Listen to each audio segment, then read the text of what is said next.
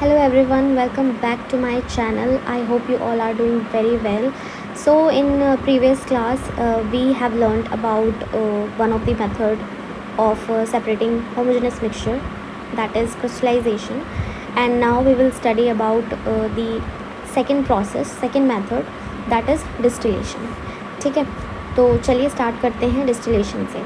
तो डिस्टिलेशन मैंने थोड़ा सा लास्ट क्लास में भी बता दिया था आपको कि डिस्टिलेशन क्या होता है। जैसे हमने क्रिस्टलाइजेशन में हमने एक ही सॉल्यूट को प्योर फॉर्म में ऑब्टेन किया था, राइट।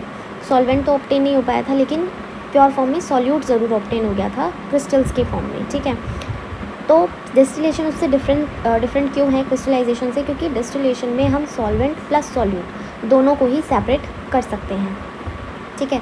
तो अब देखते हैं कि किस तरह से हम उसे सेपरेट कर सकते हैं और क्या क्या मेन पॉइंट होते हैं, उसमें क्या क्या चीज़ें हमें ध्यान रखनी होती है, ठीक है। तो डिस्टिलेशन क्या होता है? Distillation it's a homogeneous mixture of two miscible liquids, ठीक है। टू मिसेबल लिक्विड्स मतलब क्या होता है? ऐसे दो लिक्विड्स जो आपस में ईजिली क्या हो जाते हैं, मिक्स हो जाते हैं या डिज़ोल्व हो जाते हैं, ठीक है, एक दूसरे के साथ। तो ऐसे दो लिक्विड्स को लिया जाता है जो कि मिसेबल हों आपस में, उनको सेपरेट किया जाता है बाय हीटिंग द मिक्सचर। उनके मिक्सचर को हीट करके, और हीट कैसे किया जाएगा? अनटिल, जब तक कि उन दो लिक्विड्स में से, उन दो मिसेबल लिक्विड्स में से किसी एक का जो बॉइलिंग पॉइंट है वो अटेन ना हो जाए और उसके वेपर्स ना बन जाए, ठीक है, तब तक उसे हीट किया जाता है। और फिर उसी के वेपर्स को कूल डाउन करके वापस से लिक्विड फॉर्म में लाया जाता है, और इस प्रोसेस को हम डिस्टिलेशन बोलते हैं, ठीक है। अभी आई नो इतना समझ नहीं आया होगा। एक्चुअली में होता गया है, जैसे कि देखो इस डायग्राम से हम समझते हैं, this is the setup of distillation, ठीक है। डिस्टिलेशन करने का यही तरीका होता है, ऐसे ही किया जाता है लैब्स वगैरह में भी, ठीक है। तो अब इसमें हुआ क्या, देखो इसने ना बुक में मिक्सचर लिया है टू मिसेबल लिक्विड्स का, that is mixture of acetone and water, ठीक है। तो एक एसीटोन लिया, एक लिया वाटर, ठीक है। अब इसको डिस्टिलेशन फ्लास्क में डाला, ठीक है, उसको हीट किया। हीट करके यहाँ पे इन्होंने थर्मोमीटर सेट कर दिया ताकि हमें बॉइलिंग पॉइंट दिखता रहे कि जो हमने दो मिसेबल लिक्विड्स लिए हैं, कब कौन से लिक्विड का जो बॉइलिंग पॉइंट है वो अटेन हो जा रहा है। देखो मैं तुम्हें पहले ही बता देती हूँ कि एसीटोन का जो बॉइलिंग पॉइंट होता है ना, वो होता है 56 डिग्री सेल्सियस, और वाटर का जो बॉइलिंग पॉइंट होता है दैट इज़ 100 डिग्री सेल्सियस, ठीक है। तो अब करना क्या है, हमने ऐसे दो लिक्विड्स ले लिए। अब होता क्या है कि अब जैसे हीट करना स्टार्ट कर देते हैं ना, तो ना जो सबसे पहले जिसका बॉइलिंग पॉइंट कम है, ठीक है, कम जिसका बॉइलिंग पॉइंट होता है, जिस लिक्विड का कम बॉइलिंग पॉइंट होता है, जैसे कि एसीटोन का यहाँ पे कम है, वो क्या होगा, बहुत जल्दी वेपराइज होना स्टार्ट हो जाएगा, है ना, क्योंकि कम बॉइलिंग पॉइंट है तो जल्दी वेपराइज होगा, राइट। वाटर को टाइम लगेगा उतना बॉयल होने में।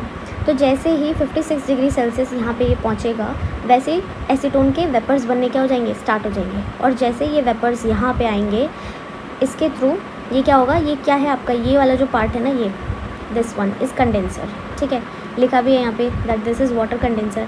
अब होता क्या है कि इसके जो वेपर्स हैं वो क्या हो जाते हैं, लिक्विड में कन्वर्ट हो जाते हैं। कंडेंसर है ना, कंडेंसेशन मतलब क्या होता था, क्या पढ़ा था हमने, जो वेपर्स को लिक्विड में चेंज करता है, उसको, उस प्रोसेस को हम क्या बोलते हैं, कंडेंसेशन बोलते हैं, ठीक है। वेपर्स जब कन्वर्ट हो जाता है लिक्विड में, उस प्रोसेस को हम कंडेंसेशन बोलते हैं, कंडेंसेशन, ठीक है। इसीलिए इसको कंडेंसर भी बोला जाता है, क्योंकि यहीं पे जो वेपर्स है जब यहाँ से आती है, इसको रेड ले लेते हैं, ये जब वेपर्स यहाँ से आती है तो यहाँ पे ना हम लोग वाटर इनलेट करते हैं और यहाँ से वाटर को आउटलेट दे देते हैं, ठीक है। वो यहाँ से पानी अंदर आता है और यहाँ से पानी बाहर जाता है। पानी क्यों ले रहे हैं, वाटर क्यों ले रहे हैं, यहाँ पे वाटर का क्या काम है? वाटर ना उन वेपर्स को थोड़ा कूल डाउन करता है। कूल करने पे ही तो लिक्विड फॉर्म होता है ना, वेपर से लिक्विड कब बनता है, जब उसको कूल डाउन किया जाता है। तो वाटर को इनलेट करने का और यहाँ से वाटर को बाहर ले जाने का यही सिर्फ इतना ही काम होता है कि वो वेपर्स को कूल डाउन करता है और लिक्विड फॉर्म में उन्हें कन्वर्ट कर देता है।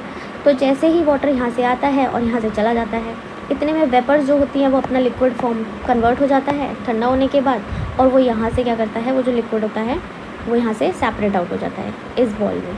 तो यहाँ पे हमें क्या मिल जाता है, एसीटोन मिल जाता है, और यहाँ पे फिर बचेगा क्या, यहाँ पे सिर्फ H2O रह जाएगा।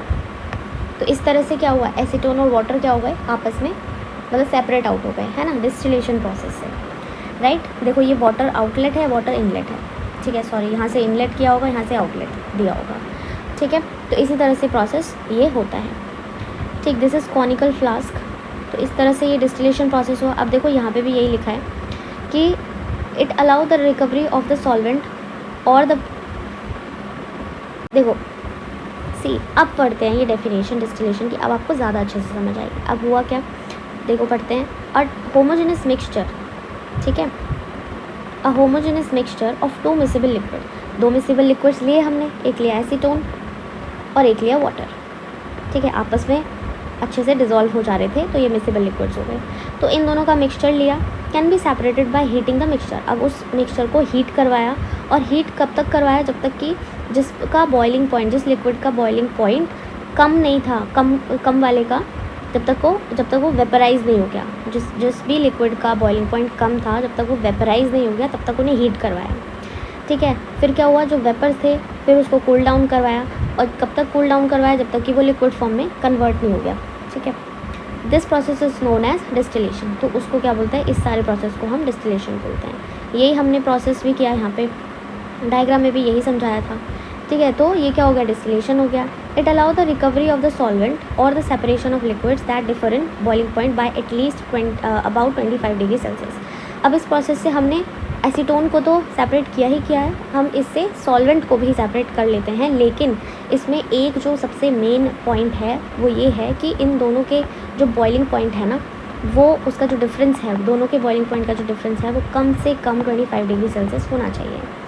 जैसे कि दो लिक्विड लिया, ठीक है, लिक्विड 1 एंड लिक्विड 2, तो उनका जो बॉइलिंग पॉइंट का जो डिफरेंस है ना वो 25 डिग्री सेल्सियस होना चाहिए। जैसे अगर लिक्विड 1 लेंगे हम, लिक्विड 1 अगर 30 डिग्री सेल्सियस है और लिक्विड 2 वो क्या होना चाहिए, फिर 55 डिग्री सेल्सियस एटलीस्ट होना चाहिए, ताकि उनका जो डिफरेंस है लिक्विड 1 और 2 का वो 25 डिग्री सेल्सियस में मिल जाए। तो इतना तो होना चाहिए ताकि वो इजीली क्या हो जाए, सेपरेट आउट हो जाए, उन्हें टाइम मिल जाए, है ना, टाइम मिल सके सेपरेट होने का, ठीक है।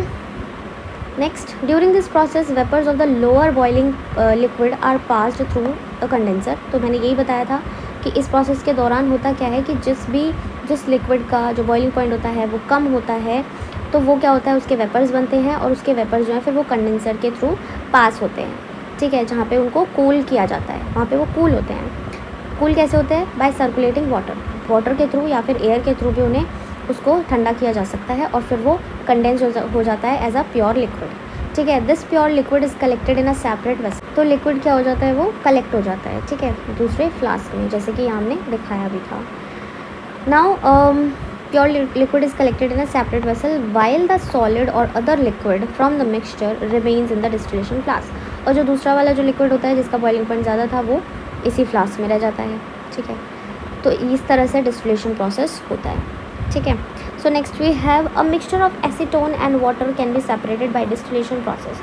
अब ये यहाँ पे कह रहा है कि एसीटोन और वाटर का ही मिक्सचर हमने क्यों लिया, क्योंकि इनका जो बॉइलिंग पॉइंट था दोनों का वो काफ़ी डिफ़र कर रहा था, उनके बॉइलिंग पॉइंट जो बॉइलिंग टेम्परेचर था उसमें काफ़ी ज़्यादा डिफरेंस था। एसीटोन का मैंने आपको पहले ही बता दिया था 56 डिग्री सेल्सियस होता है, और वाटर का जो बॉइलिंग पॉइंट होता है वो 100 डिग्री सेल्सियस होता है, राइट। तो इस तरह से वो अच्छे से क्या हो गए, सेपरेट आउट हो सके, ठीक। यहाँ पे लिखा भी है that acetone boils at about 56 degree Celsius and water boils at 100 degree Celsius, ठीक है। A large difference in boiling point allow one liquid to vaporize before the vapor of the other liquid are formed in significant amount। तो यही लिखा है जो मैं बहुत देर से बोल रही हूँ कि जो दोनों ही टू मिसिबल लिक्विड्स जो हैं उनके जो बॉइलिंग पॉइंट है उसमें इतना डिफरेंस होना चाहिए कि जिसका कम बॉइलिंग पॉइंट है उसके वो वेपराइज हो सके, और वेपराइज होके उसका अच्छे से वो लिक्विड फॉर्म में कन्वर्ट हो सके, और कन्वर्ट होके वो अपना अच्छे से सेपरेट हो जाए, और फिर दूसरा जो सॉल्वेंट है वो अलग सेपरेट हो जाए, ठीक है। अब देखो ये है इंडिया साइंटिफिक कंट्रीब्यूशन।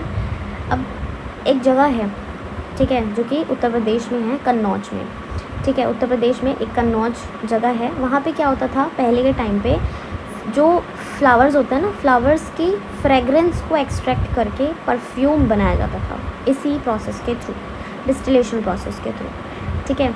अच्छी सी फ्रेगरेंस लेके फ्लावर्स की उनको कैप्चर करके और फिर उसको नेचुरल परफ्यूम्स में कन्वर्ट किया जाता था, जिसको मिट्टी का इत्र भी बोलते थे, ठीक है, अर्दी फ्रेगरेंस।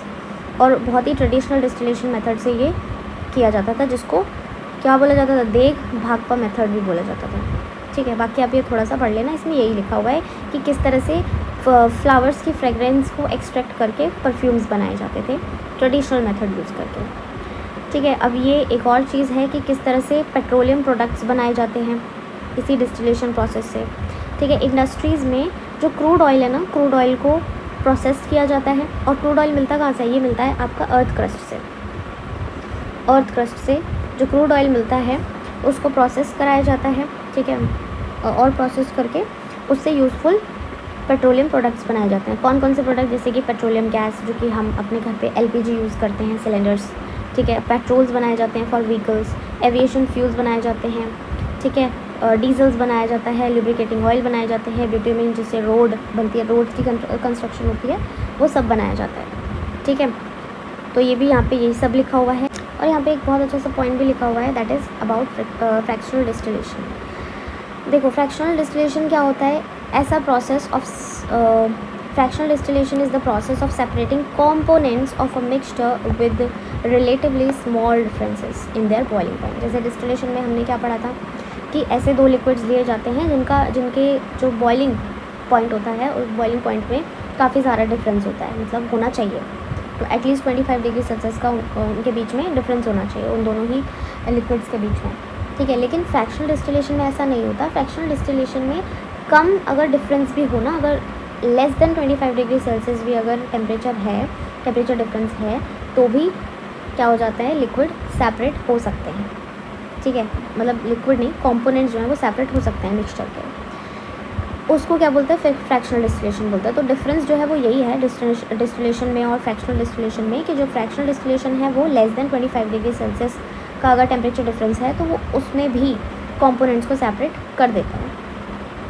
ठीक है, तो आप देखते हो, आप अपने घर में क्या करते हैं, हम एलपीजी यूज़ करते हैं, जिस एलपीजी की फुल फॉर्म क्या होती है? Liquefied petroleum gas.